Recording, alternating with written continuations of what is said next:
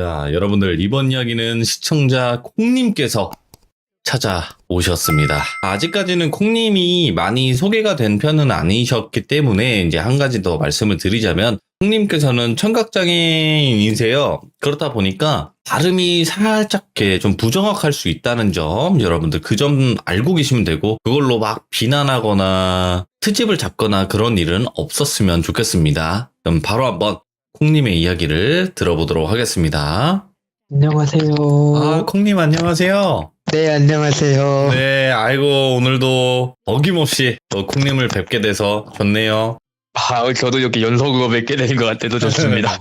감사합니다. 일단은 콩님 오늘 또 이렇게 찾아와 주셨는데 오늘 해주실 이야기도 그 일본 영매사분께서 얘기를 해주신 건가요? 그렇죠. 이것도 일본 영매사님 키무라 아저씨가 해주신 이야기고요. 이거는 한국 사람들한테는 조금 소개를 해주고 싶었다 이런 게 있었다고 하셨던 얘기예요, 예전에. 알겠습니다. 그러면 도대체 또 어떤 에피소드일지 바로 출발을 해보도록 하겠습니다. 렛츠 고!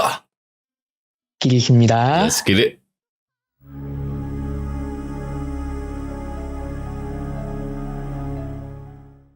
이 이야기는 키무라 선생님께서 예전에 해외로 나가셨을 때 겪으신 이야기예요. 해외로 그 영매사들 모임 같은 걸 위해서 이렇게 해외에서부터 모이기도 한대요. 정확하게는 모이기 쉬운 곳이 있대요. 예를 들자면 영매사들끼리 막 이렇게 나라를 돌아다니기도 하는데 어느 나라가 특히 거리상으로라든가 모든 비법 장소로서 쓰이기 좋은 나라가 여러 군데가 있는데 그 중에 하나가 동남아의 베트남 근처의 어느 섬이라고 알고 있어요. 저는 그렇게 들었거든요. 자세한 위치는 말씀을 못 해주신대요. 왜냐면은 그곳에 사람들이 찾아갈 수도 있을까봐 저도 자세한 얘기는 못 들었어요. 위치는. 거기서 그런 모임이 있었대요. 모임이라고 얘기하면 좀 규모가 작게 느껴지실 수 있을 텐데 그 대학교 쪽으로 나오시거나 아니면 대학원 쪽에서 공부하신 분들은 이제 세미나나 학술회 같은 거 잘 아실 거예요. 비슷한 분야를 알고 있는 사람들끼리 모여서 이제 서로 발표 같은 거 하는 자리가 있거든요. 예. 영매사들끼리 그런 자리를 가지는 거예요. 요번에 무슨 영매 관련해가지고 이런 사건이 우리나라에 있었는데 우리 쪽 영매사들은 이런 종교를 믿고 있고 이렇게 처리를 했다 이런 거를 서로 정보를 공유를 해요. 그 자리에서. 그러다가 그 자리에 키무라 선생님도 가셔서 일본에 이런 일들이 많이 있었고 경제 상황에 따라서 이런 사람들이 많이 영매사를 찾는다 이런 얘기를 하시고 난 다음에 학술회 같은 게 끝나면 보통 밥을 먹거든요. 여러 사람이 있으니까 뷔페 같은 거 차려놓고 얘기를 하면서 먹을 수 있는 자리를 마련해 주는데 거기에 어떤 무당 같은 분이 정확하게는 무당이라고 하기도 그렇고 그 현지 로컬 영매사라고 보시면 될 거예요. 오. 나라마다 영매사를 부르는 이름하고 이런 게 달라서 저도 잘 기억을 못하는데 듣는 귀족분들이 알기 쉽게 설명을 드리면은 최근에 개봉했던 영화 중에서 랑종 있죠. 아우 랑종. 저는 좀 감명 랑종에 깊게 나온 봤어요. 주인공 같은 그런 느낌의 동네에서 무속 일을 해주시는 분이 있는데 이분이 오셔서 다른 분이랑 같이 자기 동네 인근에서 자기가 새로 발견한 영적인 장소가 있는데 아무래도 깨름직해서 봐주셨으면 한다. 이제 일본 쪽 관련된 뭔가 양식이 보이고 그 외에 양식도 많이 섞여 있는데 아무래도 일본 쪽이 주류 같으니까 그날 그 학술에 온 사람들 중에서 일본 사람이 몇 없었대요. 그래가지고는 키무라 선생님이 그럼 한번 가봅시다 하고서 그 로컬 영매사분 그분의 안내를 따라서 가게 된 거죠. 따라서 간 게 저녁에 그냥 자기 집 쪽으로 바로 와서 아침에 바로 갈 수 있냐고 말씀하신 거예요. 그분이. 급하대요 조금. 급할 일이 뭐가 있을까? 악령이라도 나타났나 하고 따라가니까 먼저 와 계시던 분이 계신데 먼저 와 계시던 분이 무당인 거예요. 우리나라 무당, 한국 무당. 그때까지는 키무라 선생님께서 한국에 대해서 잘 몰랐대요. 왜냐면 키무라 선생님은 대학에서 전공이 일본 민속학이셨고 일본 민속 귀신이나 일본의 잡기 잡효들을 자기가 상대할 수 있는 게 그 정도니까 그 정도만 공부를 하신 거예요. 그때까지는. 그래서 잘 모르고 있어도 키무라입니다 하니까 그분도 이제 손을 내면서 저는 리 누구라고 했대요. 이 누구가 아니라 자기를 소개할 때 리라고 했대요. 리 무당님인데 들어보니까 이분은 북한에서 탈북을 해서 중국 브로커를 통해서 중국, 베트남으로 넘어왔다가 대한민국으로 못 들어오고 베트남에 계속 머물게 되신 거예요. 근데 거기서 신내림을 받아버리신 거예요. 탈북하고 나서 이제 몸이 너무 아프고 고생을 많이 했으니까 피폐해진 상태에서 그 동네 신한테 기도도 드리고 하다가 신내림이 와버린 거예요. 그러니까 무당인데 베트남계 신이 들어와 버린 거죠. 그 토속신 같은 게 있는데 농사 같은 것도 봐주고 집안일을 봐주는 신이다. 그래가지고 이분하고 같이 가보자 하고 그날 밤은 그냥 대충 장소가 어디인 것만 듣고 잠을 주무시고 아침에 일어나서는 베트남은 그냥 자동차도 있지만 툭툭이라고 아세요? 툭툭이라는 3륜차가 있어요. 아, 그 영상에서 많이 앞바퀴 보는. 하나 달리고 오토바이도 아니고 자동차도 아닌 그런 게 있어요. 예.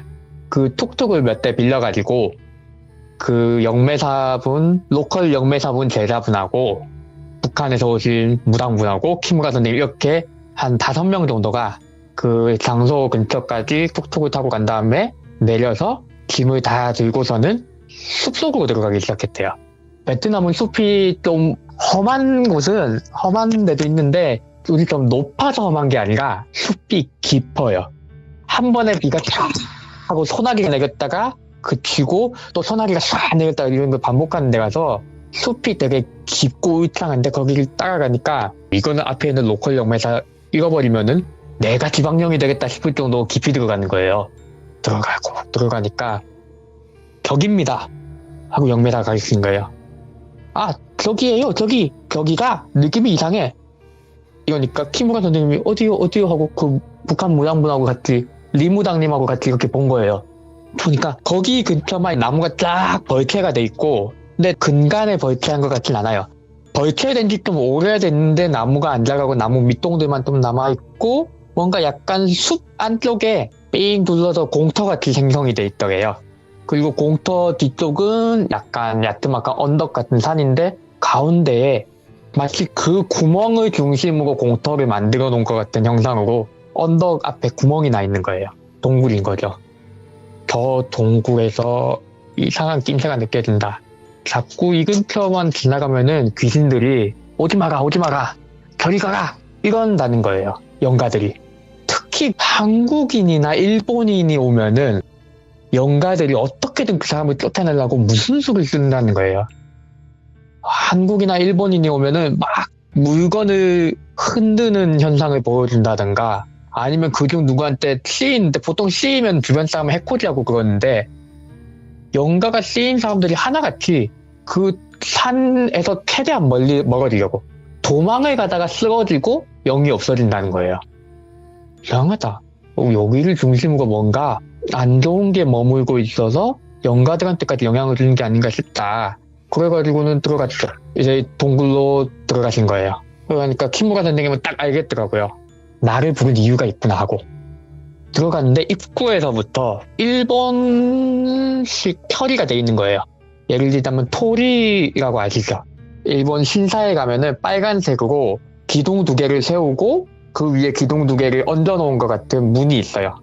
보통 신이 사시는 신사 안으로 들어가는 통로가 되기 때문에 거기를 영가들이 왕래를 할 때 안에 있는 게 못 나오고 밖에 있는 걸 막는다든가 여러 가지 역할을 해주는 의미를 담고 있거든요.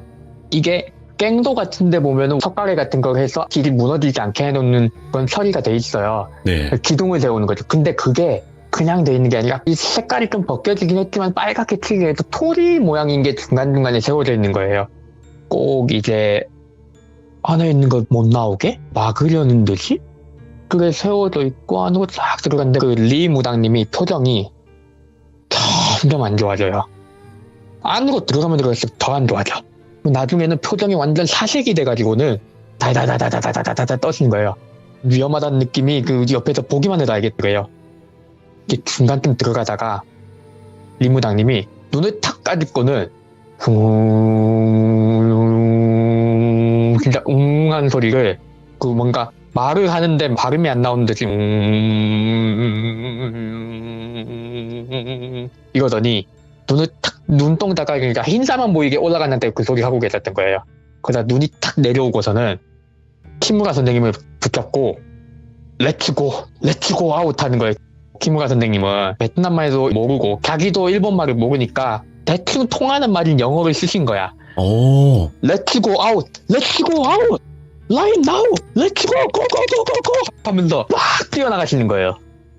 로컬 영매사도 이게 무슨 일인가 하고 이러고 있으니까 예. 일단 다 뛰어나가셨대. 밖에 나가지고 이거 무슨 일이냐. 좀 더 들어가 봐서 뭐가 있는지 끄트머리까지 가봐야 알 거 아닌가. 그랬더니 그 리무당님이 앉아서 푹푹 숨을 쉬다가 한번 들어누웠다가 일어났다가 하시더니 그 로컬 영매사를 통해서 통역이 필요하다고 하셨대요. 통역을 할 수 있는 사람이 필요한데 한국말을 할 줄 알고 일본말도 할 줄 알아야 된다. 저 사람하고 내가 직통이 돼야 된다. 그러니까 로컬 영매사 그런 사람이 어디 있어 베트남에 하더니 한 사람 있긴 있다. 한국말도 알고 일본어도 할 줄 알고 베트남말도 할 줄 안다. 근데 지금 당장은 못 데려오니까 좀 기다려야 될 것 같다. 마침 이 근처에 살기도 하고 어떻게 할 거냐. 그럼 그 사람을 데려와서 다시 오자. 그래가지고 그 사람을 데리러 일단 숲 밖으로 나갔어요. 무당님이 다시 로컬 영매사 집에서 대기를 하면서 우리가 그 사람을 기다리자니까 오타카당하자 자기 방에 가더니 부적이랑 이런 거를 싹 다 챙겨오고 갑자기 막 뭔가를 만들기 시작하시는 거예요. 막 쌀 같은 거 막 꾸겨 넣어가지고 공 같은 걸 막 만들더래요. 공 같은 걸 막 여러 개 만들다가 거기다가 막 부적도 쓰고 공 같은 거 만들고 한참을 바쁘게 있는데 그 통역한다는 사람을 로컬 영매사 급하게 데려온 거예요. 그래서 이 사람은 뭐 하다가 잡혀왔는지 그 칠부 반바지에 남방 같은 거 입고서는 이 사람이 진짜 그 자다 끌려온 듯이 끌려가지고 이게 뭔 일이냐 싶은 노릇인데 정말 긴박한 와중이지만 키무라 선생님은 그 사람을 보고 이 생각을 했대요. 진짜 잘생겼는데? 얼굴이 동남아 사람 특유의 이목구비 그런 느낌보다는 오히려 일본인이나 한국인, 중국인 같은 좀 더 극동아시아 쪽 사람들의 인상이 확연히 두드러지는 얼굴에 키도 굉장히 크고 키가 진짜 컸대요. 베트남 사람들도 평균 신장이 그렇게 높은 편은 아니에요. 우리나라 사람 평균 정도 느낌인데 근데 그 사람은 진짜 커서 문을 들어오는데 고개를 숙이고 들어왔대요. 그럼 180, 한 190 가까이 되는 키였고 근육질의 몸에 진짜 이건 영화배우를 데려왔나? 그런 사람이 들어오더래요. 그래가지고는 그렇게 쳐다봤다가 무당을 딱 보니까 무당이 그 사람한테 바로 가가지고는 한국말 할 줄 아네? 한국말 할 줄 압니다 하니까 잘됐다. 지금부터 내가 한 여기 단디 통역하라. 북한 사람이니까 이거 지금 북한말을 쓰시는 거예요. 예. 단디 통역하라. 그렇게 얘기를 하시고는 사람한테 뭐가 얘기를 하는데 그거를 바로 해라 하니까 이 사람이 일본어로 막 말해주니까 대역 인형이라는 거 만들 줄 아세요? 이러시는 거예요. 대역 인형? 네. 예. 그러니까 일본에서 쓰는 빨간색 실로 지푸라기 사람처럼 묶어놓은 거 영화 같은 데서 못 박는 데 많이 쓰는 그거 있죠. 그런 거를 여러 개 만들어 달래요. 사람 살이나 그런 건 절대 들어가면 안 되고 자기 머리카락도 섞이지 않게 조심해서 쌀하고 까만색으로 자기 이름 적어서 빨간색으로 넣지 말고 빨간색으로 씌우면 무슨 일이 일어날지 모르니까 그거를 많이 준비하게요. 얼마나 많이? 하고 다시 물었대요. 키무라 선생님. 되는 대로 많이래요. 얼마나 써야 될지 모르니까 되는 대로 많이 밤새도 그걸 만드신 거예요. 이게 예. 밤새도 만드니까 아침 되니까 손가락이 발발발발 떨리고 이러는데 무당 선생님은 어디서 구해오셨는지 한국 무복까지 딱 챙겨입고 그거를 잔뜩 뒤에 보따리처럼 매시고 자기가 만든 그 머리 모양 있잖아요. 그 천으로 싼 머리 모양 그런 거로 키무라 선생님도 만든 인형을 잔뜩 들고 일단은 거기로 향했대요. 거기로 향해서 영매사님들하고 같이 들어가기 전에 고사 같은 거 지낼 수 있게 미리 준비를 해달라고 했나봐요. 따로. 그래서 문 앞에 고사 지낼 수 있게 딱 차리고 자기가 쓴 작두까지 가져와서 작두까지 놓고 구슬할 준비를 한 다음에 키무라 선생님한테 가져온 인형 있지 않느냐. 네. 그거를 이 굿판 주변으로 아무렇게나 놔도 상관없다. 일단 최대한 굿판 주변으로 원형을 두고듯이 해서 많이 놔둬라. 그 조금은 남겨놓고 일단 한 절반 정도는 여기다 놔두자 하고 난 그 무당분이 한 인형하고 이거를 전부 다 굿판 주변에 넣어놓은 거예요. 마치 어떤 느낌이냐면은 이 굿을 해달라고 한 사람들이 굿판을 지켜보고 있는 모양새를 만드셨대요. 그리고는 그 바깥에 서서 로컬 영매사하고 제자분 그리고 통역분은 인파들처럼 이렇게 둘러놓은 바깥에 서가지고 너희는 여기서 절대 움직이지 말라. 움직이지 말고 없는 사람인 것처럼 연기까지 단디 숨기고 있으라. 알겠나? 일 없으면 지금부터 시작한다. 너 통역, 내가 중간에 혹시나 니한테 말을 걸어서 통역을 하라 하면은 절대로 토시 하나 틀리지 말고 최대한 똑같이 통역해야 한다. 이렇게 말씀을 하시고는 굿을 준비하는데 키무라 선생님은 굿을 하실 수는 없으니까 그럼 자기는 어떻게 해야 되나 하니까 당신은 일본인이니까 내 옆에 딱 붙어 있어야 된다. 당신하고 나는 정말 위험하다. 오, 그렇지. 우리가 중심이다. 우리가 네. 해결을 하든 못하든 우리는 여기서 진짜 위험한 일을 해야 된다. 해내야 된다. 단디 준비하고 있어 하고는 굿을 막 뛰기 시작하셨대요. 양손에 칼도 막 부딪혔다가 작두 위에 올라가셨다가 키무라 선생님은 그때 한국 굿을 처음 보셨대요. 진짜 종이를 싹 올려서 옆으로 그으면은 종이가 싹 잘려나가는 그 날카로운 작두 위에서 엄지발가락 끝으로 발바닥으로 밟아가면서 춤을 추면서 땀을 뻘뻘 흘리면서 음악도 없는데 혼자서 북 들어서 북 치다가 꽹과리 들어서 꽹과리 치다가 꽹과리 사방으로 집어던지고 방울 막 울리고 하늘 쳐다봤다가 땅 쳐다봤다가 땀을 뻘뻘 흘리면서 굿을 박았는데 키무라 선생님이 그걸 옆에서 손을 모으고 기도하듯이 그래서 아무것도 모르긴 하지만 자기가 기도라도 해야 될 것 같아서 옆에서 기도하고 있었대요. 아무 말도 없이 무관 기도를 하고 있는데 갑자기 옆에서 툭 소리가 들리는 거예요. 뭐지? 하고 소리가 들리는데 귀를 똥긋하니까 뭔가 걸어다니는 것 같은 소리? 하고 쓰러지는 소리가 들리더래요. 그 대역 인형들을 쫙 배치해뒀는데 그게 툭 일어났다가 툭 쓰러지고 툭 일어났다가 툭 쓰러지는데 그 모양이 꼭 누가 그거를 손으로 집어서 딱 세웠다가 아닌가? 하고 다시 내려놓고 아닌가? 하고 다시 내려놓고 이러고는 계속 한 바퀴 빙 도는 것처럼 보였대요. 근데 그게 점점 이제 주변 사람들이 보다가 자기네들도 안쪽에 있는 인형들도 점점 다가오는 거예요. 큰일 났다 이거 뭔가 있다 진짜 있다. 한데 그때 무당 선생님이 딱 방울을 멈추고는 마지막으로 쓰러진 인형 쪽으로 휙 고개를 돌리고 한참 응시하고 있다가 다시 갑자기 고개를 휙 돌리고는 동굴 쪽을 쳐다보시는 거예요. 그러고는 방울을 싹 내리고는 숨을 하고 난 내쉬시고 내래함 안에 들어가 봐야 쓰겠는데 키무라 당신은 어찌할 거요? 일 없으면 같이 들어가자. 그러니까 괜찮으면 같이 들어가자 이 소리죠. 일 없으면 같이 들어갑시다. 근데 같이 들어가려면은 당신 대역 인형 몸 곳곳에 주머니, 다리 여기저기 묶고 갑시다. 그걸 여기저기 그래도 묶었대요. 팔에도 팔찌처럼 밧줄해가지고 묶고 그러고는 줄을 또 하나를 구해와서 그 리무당님하고 키무라 선생님하고 둘 다 로프를 허리에다 묶고 로프 끝을 쭉 해가지고 그 로컬 영매사님이 끝을 잡게 하고 통역분은 따라가야 되니까 어떻게 해야 하다가 통역분한테 이제 닭피 있잖아요. 닭피를 가지고 그 자리에서 부적을 바로 써가지고 가져온 부적이랑 합쳐가지고 통역분 몸에다가 진짜 훅 붙여줬대요. 거의 그 통역분은 얼굴 빼고는 옷 아래는 거의 부적으로 그냥 덮다시피 해서 붙였대요. 이 사람은 영역이 없는 사람일 테니까 시이면 위험하지만 우리가 얘기를 안 하고서는 서로 얘기를 하지 않으면 이 난관을 헤쳐나갈 수 없으니까 데려는 가야 된다고. 안으로 들어갔는데 키무라 선생님이 느끼시기에도 어제하고는 사뭇 다르더래요. 어제는 이게 뭔가를 나오는 거를 막기 위한 처리가 있는 걸 보여주면 오늘은 그게 무너져 있는 느낌인 거예요. 눈으로 보이는 건 다 똑같았대요. 토리같이 색칠되어 있는 것도 그대로고 근데 이게 뭔가 무너져 내린 느낌? 뭔가 이미 나와버린 것 같은데 나왔다가 다시 들어간 것 같아요. 통로가 열려있는 느낌이다 이거죠. 무당 선생님이 앞으로 쫙 하시는데 앞으로 갈 때부터 왼손은 앞으로 내밀어서 키무라 선생님이 기억하시는 대로 설명하시기를 왼손은 앞으로 내밀어서 방울을 딱 쥐고 있고 오른손은 허리춤에 가져가서 허리춤에 은장도를 딱 쥐고 있었대요.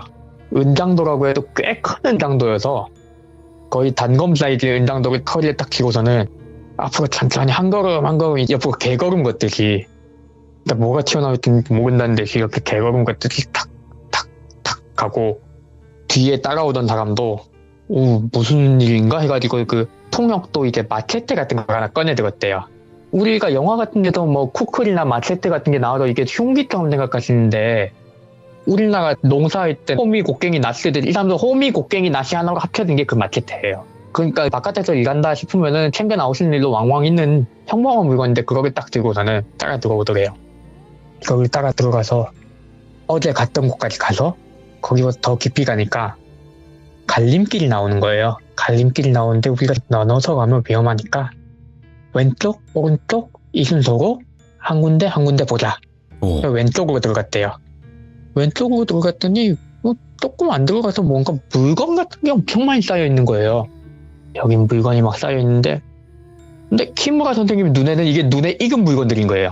키무라 선생님은 전공을 민속학을 가졌고 일본 전통 뭐 그런 걸 공부하셨다고 하잖아요. 근데 조금 많이 현대적인 일본 물건들 그러니까 물통이야 뭐 옷가지 같은 것도 있고 되게 낡았는데 상자를 열어보니까 군용품이 막 나오는 거예요. 군대에서 쓰는 용품들이 군대식 물통, 군대식 보급품 같은 거 다 썩긴 했는데 심지어는 한쪽에는 이제 수류탄 같은 것까지 있어서 어이구 이거는 건드리면 안 되겠다. 군대 시설이었구나 여기가. 그러니까 일본군이 이제 세계대전 때 동남아 등지에서도 많이 중간 경유지로 쓰거나 이런 식으로 많이 들렀거든요. 그러면서 이제 나쁜 일도 많이 했고 이건 그런 장소 중에 하나라서 원령이 있는 건가? 그럴 수도 있겠다. 키무라 선생님은 한국에 대해서 잘 모르기 전부터 일본의 전쟁 범죄 같은 것 때문에 왜냐하면 원령이나 무서운 귀신, 악령 같은 게 있을 가능성을 여러모로 찾아보려면 일본에 안 좋은 일을 했던 것도 다 찾아내야 되는 거예요. 그래서 거기서부터 악령이 또 나올 수 있으니까 배경 지식이 있어야 되는 거죠. 여기서 그러면은 그런 게 있었나 보다. 그래서 악령이 나타났고 한국인하고 일본인한테 유독 그런다는 거 보면 한국 악령일 가능성이 높겠다. 한국인은 안전해지라고 쫓아내고 일본인은 해치려고 당기니까 다른 영가들이 일본인 다치지 말라고 쫓아내는 건가? 가능성 있다. 그 자기 해석을 이제 통역을 통해서 말했더니 반은 맞았대요. 반은 맞았는데 반은 틀렸대요. 반은 왜 틀렸지? 일본인 유령인가 했더니 반이 틀린 이유를 다음 방이 진짜 원기가 있는 장소일 것 같으니까 가기 전에 설명을 해주겠다고 리무당님이 딱 설명을 하는데 잘 들어가. 당신이 생각한 것처럼 여기 있는 귀신은 한국 귀신이 맞는 것 같다 내 생각에도. 들어가서 얼굴을 봐야 알겠지만 한국 귀신이 맞는 것 같은데 반이 틀렸다고 한 이유는 확실히 일본인을 해코지 하려고 하고 있는 건 맞다. 아주 독하게 해코지 하려고 한다. 근데 한국 사람을 지켜주려고 하는 것도 아니다. 한국 사람까지도 해코지 하려고 한다. 완전히 돌아버렸다 지금. 너무 오랫동안 방치돼 있었고 너무 오랫동안 안 좋은 기운에 노출돼 있다 보니까 귀신도 돌아버렸다고. 귀신 중에서도 제정신이 아닌 귀신, 그것도 원한을 품고 원기가 돼가지고 한자리에 박혀있는 귀신, 못 나오게 막아놔가지고는 그 도끼가 쌓이고 쌓인 귀신이 지금 저기 있을 거라고. 우리는 단디 준비하고 가자 하고 들어갔대요. 들어갔는데 아니나 다를까 그 안쪽 방으로 가니까 실제로 썩는 냄새가 나는 건 아니지만 저는 연기가 없어서 모르는데 뭔가 사람이 많이 죽은 자리? 뭔가 원한이 있는 자리에 가면은 영력이 있거나 그 영안이 트였거나 뭐 아무튼 그런 분들은 느껴진대요. 영혼의 썩은 내? 귀신들이 내는 썩은 내. 썩은 내가 엄청 나더라는 거예요. 숨을 못 쉬겠대요. 와 씨 했더니 그 안쪽에서 수많은 귀신들이 밖으로 나가지도 못하고 거기서 눈만 부릅뜨고서는 이를 빠득빠득 깔면서 앉아가지고는 하나씩 바깥만 보고 있더래요. 그 자기들이 대역 인형을 막 달고 있으니까 다들 눈이 대역 인형에 꽂히는 거예요.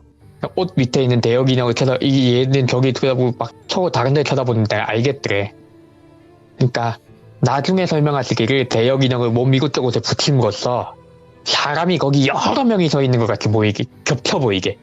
막 일정하게 겹쳐 보이는 게 아니라 막 여러 명이 그 팔다리가 섞여 있고 막 이런 모습으로 보이게 누구 하나를 특정하지 못하게 그렇게 붙이라고 지시를 하신 거래요. 그런 느낌의 영가들이 쫙 있는데 리무당님이 저희가 정말 죄송합니다.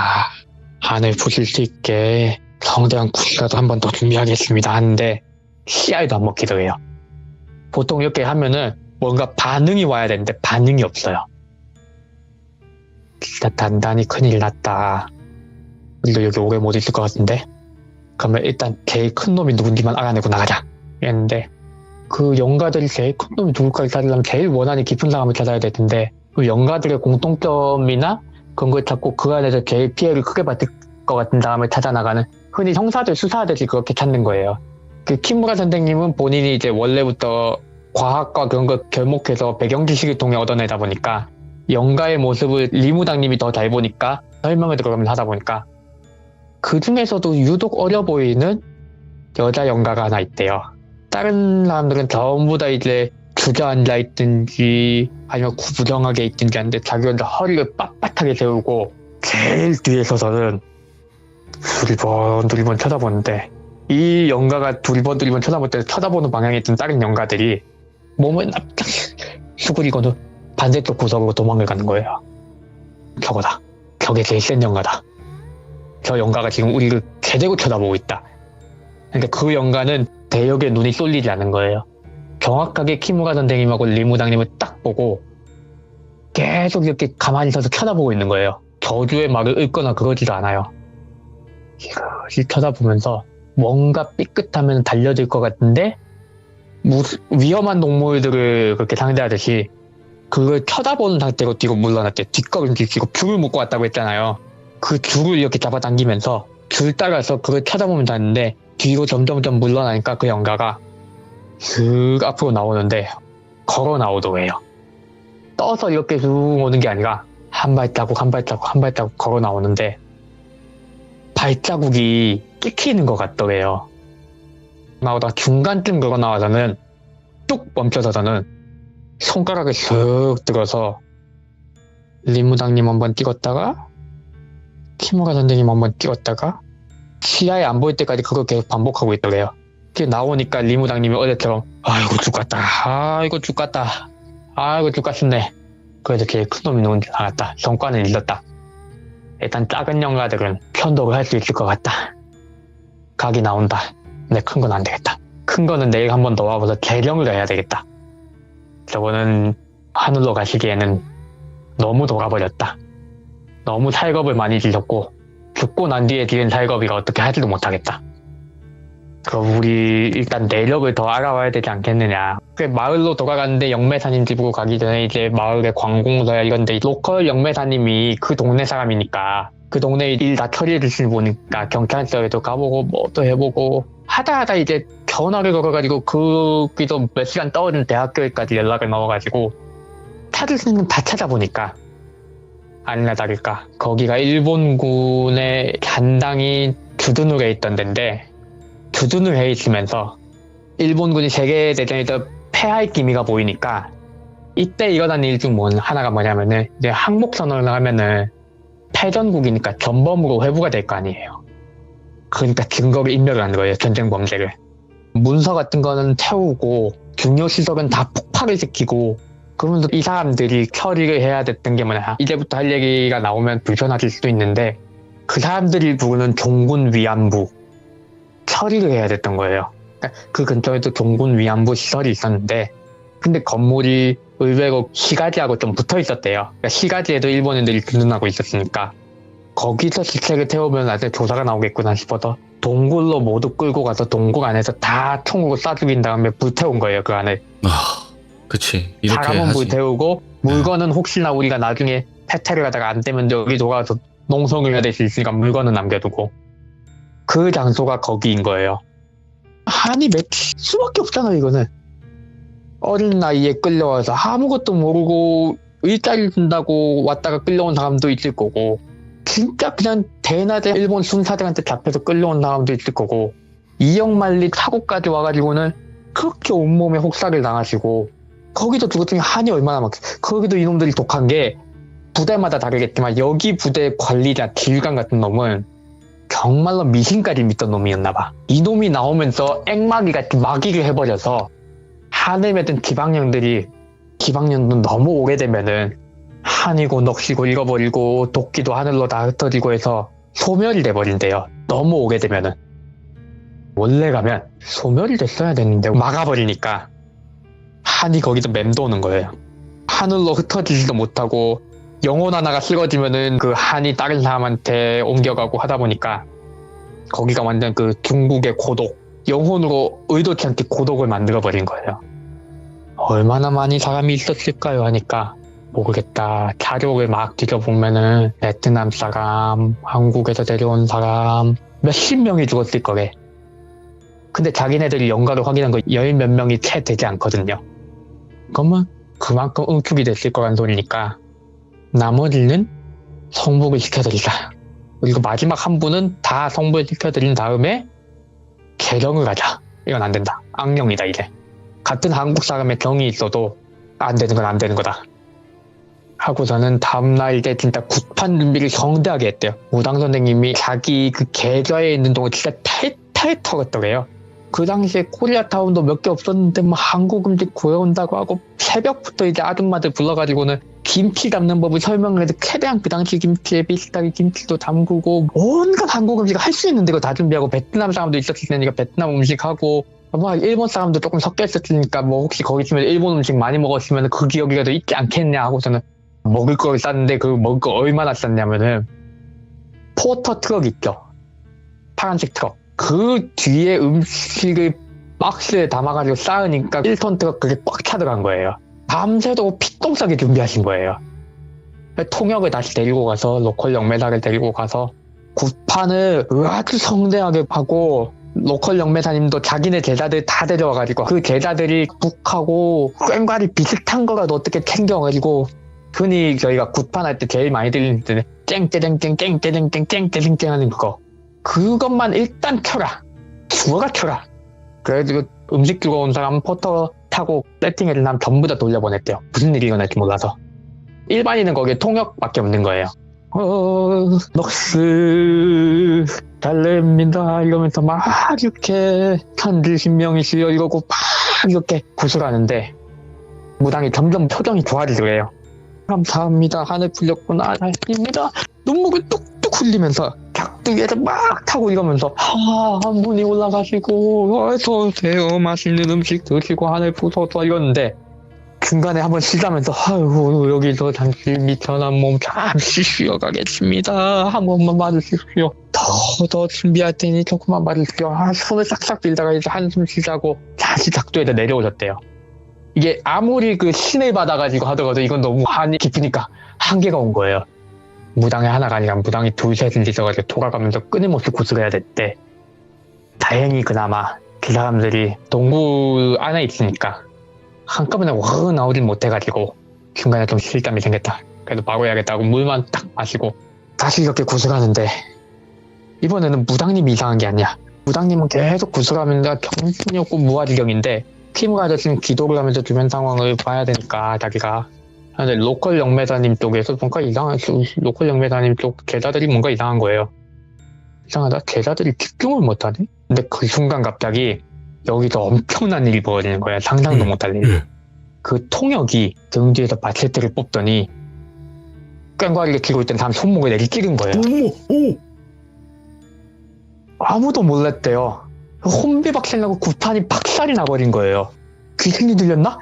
제일 큰 놈이 나왔나? 이랬는데 이 림부당님도 당황한 거예요.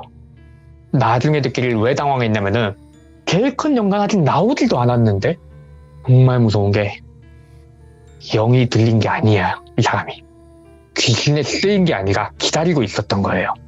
굿판을 버리기를 기다리고 영가들이 밖으로 나올 수 있을 때까지 기다렸다가 이쯤이면 적당히 밖으로 나올 수 있겠다 싶으니까 굿판을 깨버린 거예요. 그때부터 마체테로 막 휘두르면서 죽어 하면서 한국말로 죽어 하면서 막 마체테를 휘두르니까 도망가다가 거기 맞고 쓰러지고 막 돌도 잡아서 집어던지고 난리게 치는 거예요. 그 사람이. 그 와중에 키무라 선생님이 또 돌에 다리를 맞으셨대요. 여기로 우와 다시 끄질 거야 이러면서 뒤로 막 물러나고 그러는데 로컬 영매사가 도망을 갔다가 밖에 대기시켜놨던 포터 타고 있던 사람 있잖아요. 그 사람 억지로 닥달을 해서 그 숲속 길 따라서 포터를 끌고 와가지고는 빨리 타세요 이러는 거야. 계좌들도 전부 다 트럭 김칸이고 기어 올라가는데 못 기어 올라온 사람도 있고 무당님은 영혼들 때문에 움직이지도 못하고 있는데 그 무당님한테 더벅더벅 걸어가니까 이거 어떻게 해야겠다. 무당까지 다치면 큰일 나지 않겠냐 해가지고 어떡하지 하는데 트럭 몰고 온 사람이 총을 들고 온 거예요. 사냥용 총을. 이 사람이 원래 베트콩들이 있던 데까지 물건을 실어나게 된 사람이라 정말 천만다행히도 총이 있었던 거예요. 그 사람은 무작정 일단 쐈대요. 탕 하고 쏘니까 이 사람이 멧돼지 같은 거 쫓아내는 그게 있어가지고 중요한 데를 맞춘 거예요. 예. 움직이지 못할 만한 데를. 탕 하고 맞고 이 사람이 쓰러지는데 쓰러져서도 이제 칼을 들고 내리찍으면서 무당한테 가다가 결국은 자기가 총을 맞았으니까 하고 쓰러진 거예요. 일단 무당 선생님도 주저앉고 사람들 막 다투니까 구급차 부고 해가지고는 다행히 죽은 사람은 없는데 제자분들 10분 중에서 처음에 꽹과를 들고 있던 분은 손목이 아예 결단이 나셨고 어이구. 다른 분도 등짝에 찢겨서 뭐 어디가 마비가 왔네 완전 난리가 나가지고 이 사람은 이제 결국 경찰서까지 영치가 되고 반이 사달이 났으니까 이걸 바로 다시 시작해야 되는데 조사를 받아야 되잖아요. 자기들도 조사를 받아야 되니까 조사를 받으면서 어떻게 된 일이냐 그 사람하고 다시 얘기해 볼 수 있느냐 이랬더니 경찰들이 근데 저 사람이 아무튼 얘기를 해봐라 하고 취조실에 들어를 갔대요. 무당하고 키무라 선생님하고 로컬 영매사하고 현지 경찰 2명하고 변호사.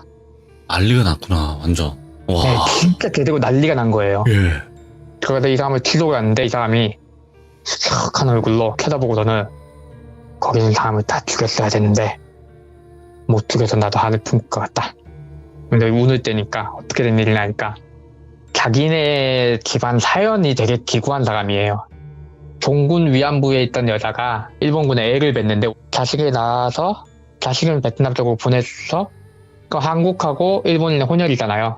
이 사람이 성장을 하고 자식을 낳는데 그 자식 중에 하나가 베트남전에서 한국인한테 안 좋은 일이 당한 거예요. 한국군. 또 하필. 그거 해가지고 그 자식이 태어나니까 집안 대대고 한국인, 일본인 할 거 없이 그냥 원한이 깊게 절인 거예요. 집안 대대고. 그러다가 통역을 구한대가지고 집안 대대고 일본인한테 그런 일 당한 사람이 낳은 자식이 또 한국인한테 그런 일 당하고 낳은 자식이니까 일본어, 한국어, 베트남어가 다 되는 집이었는데 대대고 통역을 구한다니까 그 사람이 딱 걸린 거죠. 아다리가 맞게. 왔는데 와서 보니까 여기 얘기하는 거 들어보니까 여기 있는 사람들이 너무 안 된 것 같대요. 자기가 도저히 참을 수가 없었다고. 재령을 간다고 했잖아요. 성복을 시키는 게 아니라. 그래서 처음에는 자기도 마음을 다스리려고 성복을 시킨다니까 기다려보자 하는데 그럼 마지막 한 사람은 어떻게 되느냐. 결국 억울하게 한도 못 풀고 간 사람이 남는 거 아니냐. 거기서 눈에 들이폈대요. 그 다음부터는 자기가 죽이겠다는 생각으로 다 칼을 휘두르고 도륙을 내버리겠다고 눈이 돌아간 거예요. 몇 세대가 그 베트남 경찰이 그랬대요. 왜냐하면 영매사 키무라 선생님하고 리 무당님은 알아요. 한이란 게 그렇게 쉽게 풀리는 게 아니란 거예요. 그걸 아는데 베트남 경찰이 탁 묻는 거죠. 몇 세대가 지났는데 그거 아직도 그렇게 했냐? 그러니까 그 사람이 도끼를 눈에 딱 띄고 하는 말이 네 가족도 다 죽어보면 알 테냐? 그러니까 베트남 경찰도 도라이다 이래가지고는 그 다음 묶어두고 다시 그 구슬하고 올라가서 이번에는 성복은 다 시키고 마지막 남은 한 사람은 재령을 어떻게 했느냐 하니 그 동굴 자체를 아예 무너뜨려 버리셨대요. 그러니까 아예 그 동굴 자체가 없었던 걸로 만드는 거예요. 실제로도 영들이 기방령 같은 게 묶여있는 장소가 있으면 그 장소를 아예 싹 밀어버리면은 없어지는 경우도 왕왕 있다고. 아예 그 방법을 택한 거죠. 아예 흔적도 없이 거기를 완전 쿵 하고 무너뜨린 거예요. 무너뜨리고 거기에 소금 뿌리고 다 해가지고 재령까지 다 해놓고 이제는 끝이다 하고서는 그 사람 어떻게 됐나만 확인하고 우린 돌아가자. 너무 여기서 시간이 지체했다 하고 그 사람 소식만 확인하고 돌아가셨대요. 근데 마지막까지 찜찜했던 게 그 사람이 구치소 안에서 자기가 자기 목을 부러뜨렸대요. 자기가 자기 목을 부러뜨려서 안 좋은 선택을 한 거예요. 예. 한이 얼마나 깊었는지 눈도 뜨고 죽었다더라고요. 마지막까지 찝찝해서 그 뒤로 선생님이 한 몇 년간은 베트남어는 여행도 못 가고 조사도 못 가고 학술에도 못 가고 다시 갔어도 이번엔 그 사람 혼이 달라붙은 거 아닌가 하고 마지막으로 리 무당님하고 헤어지면서 이제 이 일은 얘기는 하되 어딘지는 얘기하지 말라고 약속을 하고 끝났대요. 절대로 누군가 다시 그곳에 발 디디지 않도록 하자.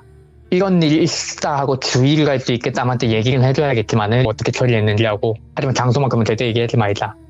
그래서 지금까지도 그 얘기는 자주 해주시지만 장소는 아무도 몰라요. 네. 그런 얘기였습니다. 이야. 일단은 뭐 말씀도 워낙 잘하시기도 하고 표현력도 정말 정말 잘하시기도 하고 하지만 이게 이번 이야기 자체가 단순 무서운 이야기라기보다는 정말 아픈 역사를 가지고 있는 거잖아요. 그쵸. 그러니 이 한이 우리가 생각하는 것 이상의 한이 될 거란 말이에요. 얼마나 기뻤겠어요, 그게. 와, 이거 가늠도 못하죠. 정말. 그렇다 보니까 결국에는 랑종처럼 모두가 죽은 상황은 아니에요. 그거는 거의 그냥 그쵸. 끝판왕이고 영화니까 그렇게 가능했던 거지만 이거는 죽지는 않았지만 다친 사람이 많이 나오죠. 예, 다친 사람이 다친 사람이 나온 많이 거니까. 나오고 결국 마지막까지 성부리를 못한 영혼도 있고요. 예. 와. 아무튼 오늘도 네, 네, 너무 고생 많으셨고 감사합니다. 네, 들어주셔서 감사합니다. 고맙습니다. 네, 좋은 밤 되세요. 감사합니다. 일단은 콩님 자체가 이야기를 하실 때 그 표현력이라는 거 있잖아요. 표현하는 그 단어, 선택 이런 것도 엄청 어려운 말도 많이 쓰시거든요. 편집 저번에 해봤을 때도 정말 좀 우리가 일상생활에서 쓰지 않는, 그러니까 책에서 좀 많이 나올 듯한 그런 단어도 정말 많이 쓰셨고, 오늘 이야기도 베트남에서 일어난 일이지만 원령신이 된 이야기고 그 원령신을 봉인했던 이야기가 아니었나 싶기도 합니다. 세상에 정말 여러 가지 일들이 많네요, 여러분들. 시청해주신 모든 분들 감사합니다. 고맙습니다.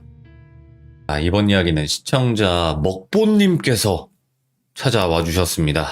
자, 오늘 어떤 이야기로 시들물을 찾아와 주셨을지 바로 들어보도록 하겠습니다. 안녕하세요. 안녕하세요. 반갑습니다. 네, 반갑습니다. 네. 오늘 먹보님께서 이렇게 찾아와 주셔서 감사드리고, 오늘 네. 해주실 이야기가, 이거 많은 분들이 좀 두려워하실 수도 있지만, 인형에 관련된 또 썰이 있다고 하세요. 이게, 인형이라는 게 참 귀엽고, 네. 어떻게 보면 네, 맞아요. 어떤 캐릭터를 잘 나타내는 그런 거지만, 맞아요. 네. 거기에 귀신 들어가 버리면 그때부터는 얘기가 달라지죠. 그쵸. 그래서 네. 사실 저는 이사 가면서 갖고 있던 인형들은 거의 다 버렸어요. 그게 저한테 좀 트라우마가 돼서 그 당시에 갖고 있던 인형들도 싹 다 한번 버리고 정리하는 계기가 되기는 했었죠. 자, 네. 그러면 출발을 해보도록 하겠습니다. 렛츠가! 길이십니다. 길이십니다.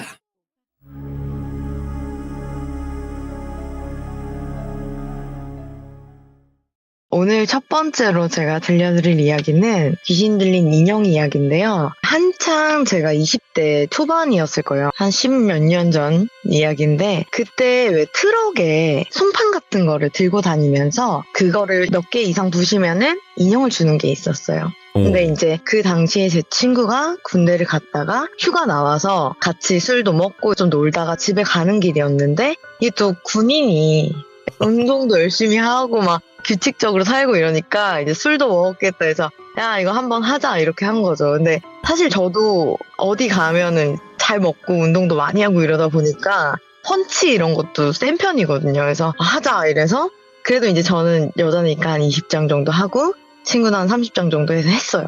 근데 둘이 합해갖고 몇 장 이상 깨면 인형을 준다고 했는데 결국에 한 40장 이상 깨갖고 이제 인형을 받게 된 거죠. 근데 큰 인형은 아니었고 되게 작은 주먹보다 살짝 더 큰 사이즈의 인형이었어요. 그러니까 인형이 굉장히 많았는데 그 중에서 하얀색 곰인형이었는데 목에 빨간색 리본을 이렇게 묶어놓은 곰인형이었어요. 엄청 새하였어. 그래서 이제 그거를 제가 픽하고 친구가 너 가져라 나는 어차피 인형 있어서 쓸 데가 없다 이래서 그러면 내가 이제 머리맡에 두고 자겠다 네 생각을 하면서 고맙다 이렇게 하고 그날 집에 갖고 갔죠. 제가 그때는 좀 작은 방에서 잤는데 방 구조가 딱 들어가면 화장대가 있고 화장대 옆에 창가에 침대가 있고 기역자로 돼 있는 사이에 옷 무덤이 있었어요. 그러니까 여자분들은 좀 아실 수 있는데 옷을 입고 벗고 하다 보면은 쌓여갖고 한쪽에 그때 옷 무덤이 이렇게 있었어요. 예. 근데 제가 진짜로 말한 걸 좀 잘 지키는 스타일이다 보니까 친구가 그때 선물로 준 인형을 머리맡에 두고 잤어요. 근데 그 인형을 갖고 온 후부터 이상하게 악몽을 꾸는 거예요. 예. 처음에는 그 악몽이 완전 심한 거는 아니었고 그냥 어딘가에 계속 쫓기는 꿈이었어요. 쫓기다가 일어나면 보통 일어나면 핸드폰을 바로 확인을 하잖아요. 몇 시인지. 3시 34분.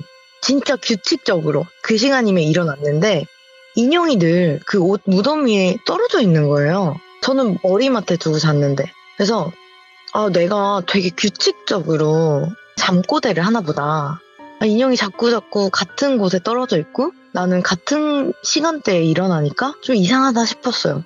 그렇게 하루 이틀 계속 지나가다가 한 일주일이 넘었을 쯤부터 악몽의 강도가 좀 더 심해졌는데 정말 이제는 막 발버둥을 치다가 깬다던가 누구한테 쫓기는데 그게 약간 검은 형체인데 그냥 저는 뭣도 모르고 계속 도망을 가는 거예요, 꿈에서.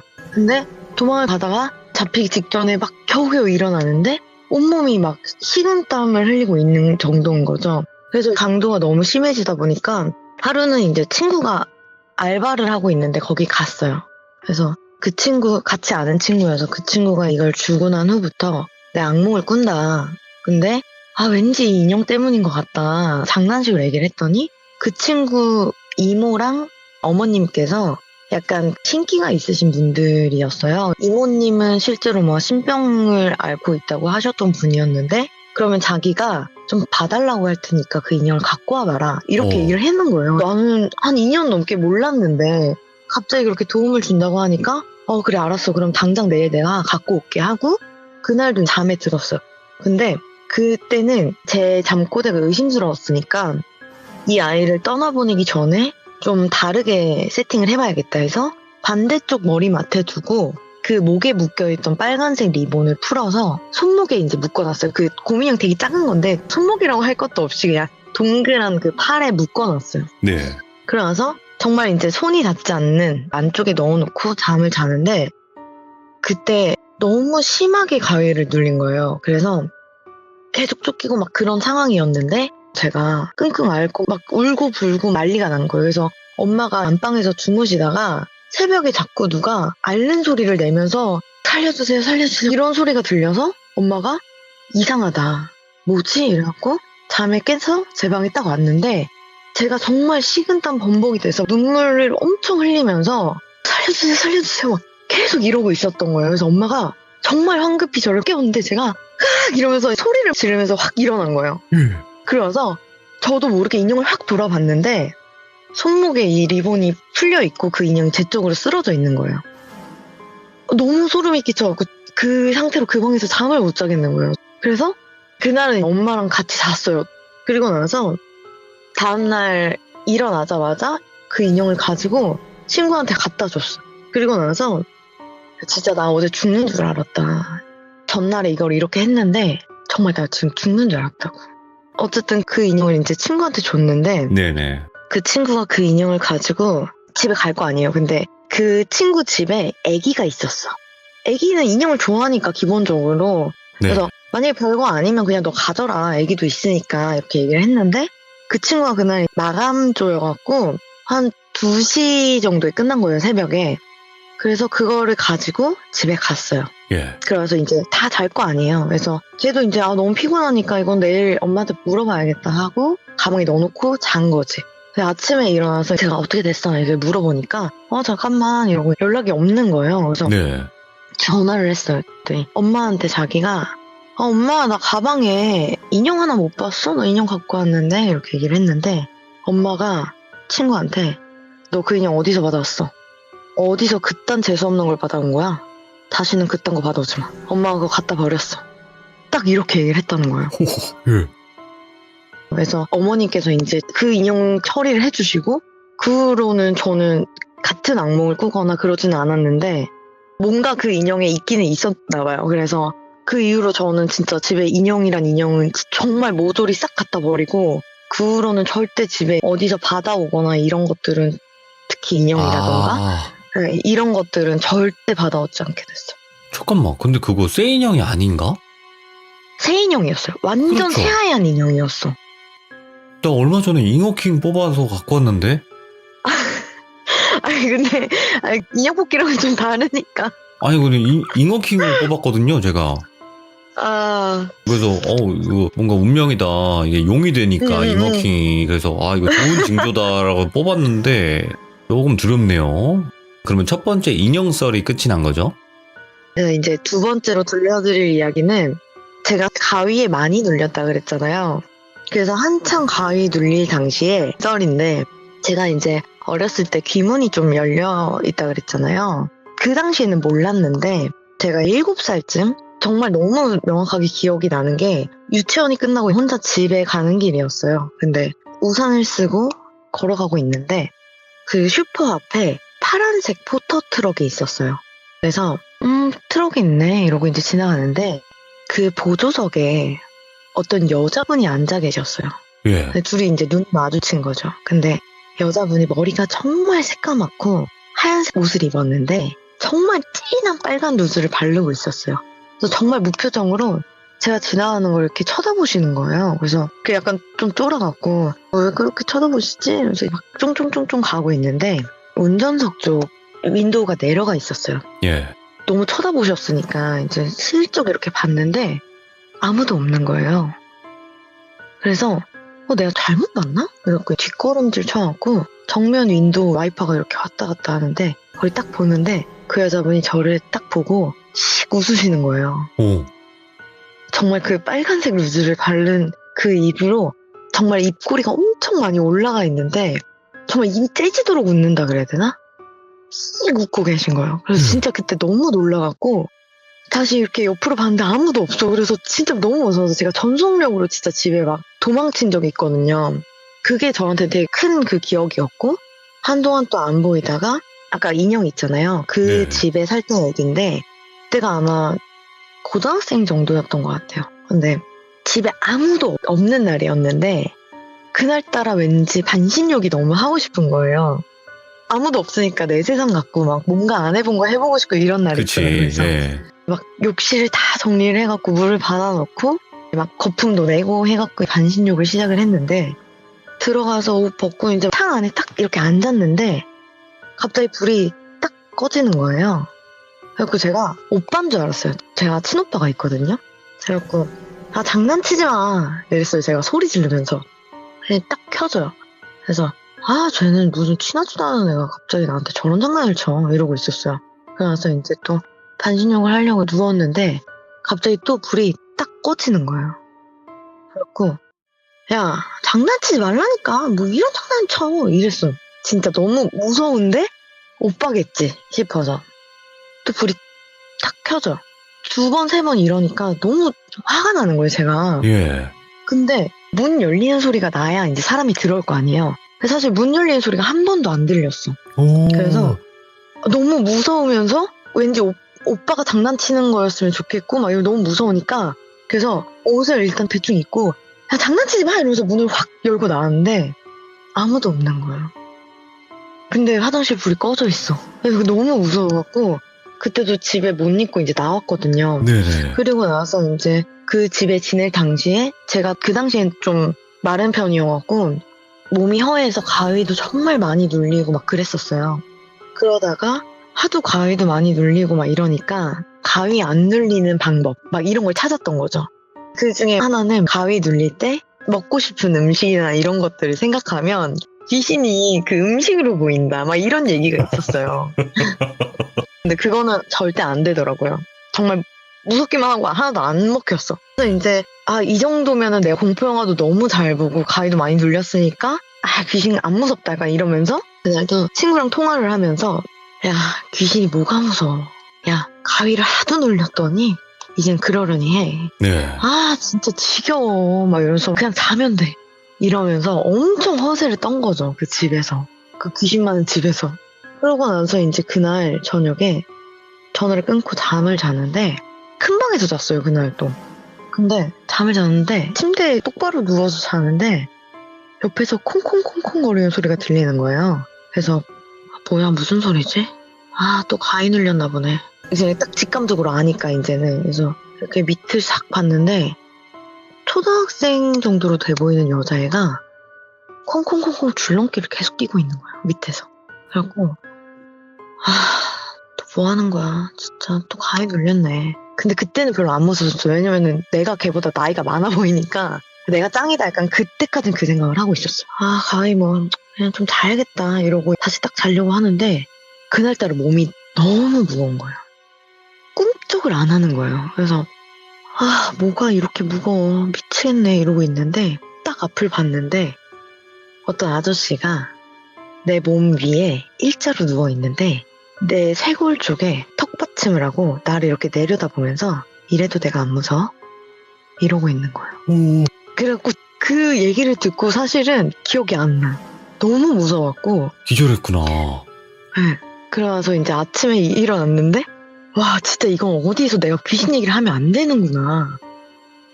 이게 귀신 얘기하면 모여든다는 게 걔네가 듣고 있다는 거를 저는 그때 이제 알게 된 거죠. 예. 그래갖고 이제 친구한테 괜히 막 괜찮다고 귀신 하나도 안 무섭다고 센 척했다가 그날 엄청 호되게 당해갖고 그 후로는 그런 얘기 절대 안 해요. 너무 무서워갖고. 근데 귀신들이 자기들 얘기하는 거 되게 좋아한다 그러잖아요. 그거는 맞는 말 같긴 해요. 정말 그런 것 같아요. 그리고 우리 시청자분들 옆에도 한 명씩 붙어서 같이 듣고 있을 거예요. 네. 그러면 이번 일도 어떻게 보면 네. 귀신 앞에서 센 척 금지, 귀신 이야기 금지 이런 것도 있겠는데 곡성 영화를 보고 나서 생긴 일도 있다고 하시는데 이건 뭘까요? 이거는 한창 곡성 영화가 유행일 때가 있었어요. 그래서 막 친구랑 못이 중헌디 막 이러면서 둘이서 맨날 그런 얘기를 할 때였어요. 예. 근데 이제 그러다 둘이서 제주도 여행을 가자 해갖고 제주도 여행을 간 거죠. 근데 이제 그때 게스트하우스 파티가 되게 많을 당시였어요. 그래갖고 이제 한 게스트하우스 한 3개 정도 해갖고 막 놀러 다니고 막 이럴 때였는데 그때 이제 왜 그 제주도 꽤 넓잖아요.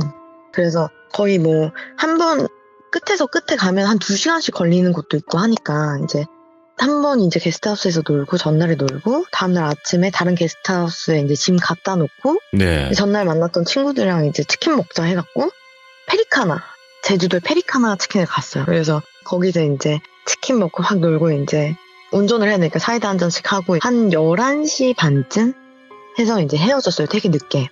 그래갖고 이제 숙소를 가는데 아침에 이제 짐을 한번 맡겨놨던 게스트하우스잖아요. 그래서 이제 내비게이션 딱 치고 이제 가는데 갈 때부터 좀 이상했어요. 그러니까 가는 길에 그 숲길 있잖아요. 한 2차선 도로. 거기에는 이제 가로등도 많이 없고 하니까 거의 빔을 되게 세게 켜놓고 갔는데 숲속에서 웬 애들이 공놀이를 하고 있는 거예요.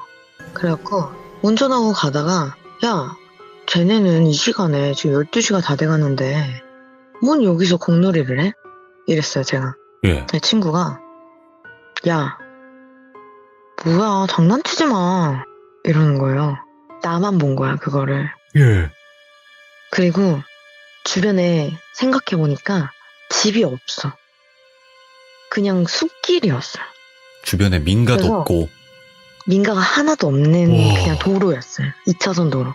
그래서 갑자기 소리가 확 끼치는 거예요. 그래갖고 이제 무서운데 그 시간에 무섭다 그러면 안 될 것만 같은 거죠. 그래서 이제 둘이서 막 90년도 막 H.O.T. 신화 이런 노래 틀어놓고 막 따라 부르면서 안 무서운 척을 막 하면서 가는데 내비게이션이 아침에 알려준 길이랑은 좀 다른 거예요. 예. 그래갖고 여기가 이제 뭐 밤이라서 좀 더 빠른 길을 안내해주나 보다 이러고 이제 가는데 계속 막 무슨 동네 그 민가인데 되게 동네로 가는 거예요, 계속. 네. 그래서 분명 아침에 갔던 길이 아닌데 이게 왜 일로 가지? 계속 이러다가 돌담길이 하나 나왔어. 그래서 여기 맞냐?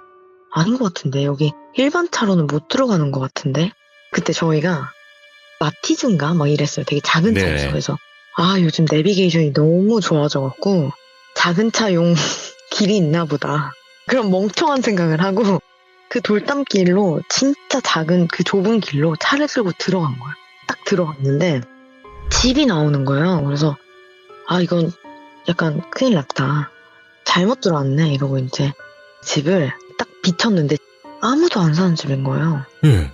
그래갖고 정말 환하게 비치고 있는데 이게 새 집이야. 그러니까 아니 아무도 안 사는 집이야. 그냥 빈집이야. 그래갖고 둘이서 이제 한참 곡성 보고 막 못이 중헌디 막 성대모사 하고 막 이러는데 정말 그 곡성에서 나올 법한 그 민가 집인데 아무도 안 사는 집이 나온 거예요. 근데 막 이제 운전은 거의 한 1시간 정도를 했으니까 막 12시 반 1시 돼가고 그래갖고 이제 둘 다 막 무서워서 미치겠는데 무섭다고 얘기하는 순간부터 여기서는 귀신이 엄청 몰려들 것 같은 느낌인 거죠. 그래서 이거는 그냥 빨리 차를 돌려서 나가야 된다 이러는데 이게 사람이 멘붕이 오니까 차가 낀 거예요. 그래갖고 너무 좁은 곳에 차가 껴갖고 둘이서 막 그 노래 틀어놓고 야 보험을 부르자. 운전 미숙이니까 보험을 부르자 해서 보험을 부르려고 전화를 하는데 분명히 24시인데 거기도 전화를 안 받아. 연락은 안 되고 차는 껴있고 막 미치겠는 거예요. 그래서 핸들을 왼쪽으로 돌렸다 오른쪽으로 돌렸다 해갖고 겨우겨우 나왔는데 딱 나와서 가려는 순간 그 옆쪽 집에 사시는 할머니 분이 나오셔갖고 니네 여기서 뭐해? 이러는 거예요. 그래갖고 이제 둘이서 죄송합니다 이러고 이제 너무 놀라갖고 갑자기 할머니가 나와서 소리를 지르시니까 그래갖고 이제 막 운전을 해갖고 내비를 다시 쳤는데 그 아침에 알려줬던 길이 다시 난 거야. 그래서 이제 갔는데 그 집이 또 백구를 키우는 집이었어. 그래서 강아지가 이렇게 자다가 우리가 도착을 했는데 강아지가 갑자기 와서 미친 듯이 우리를 보고 짖는 거예요. 진짜.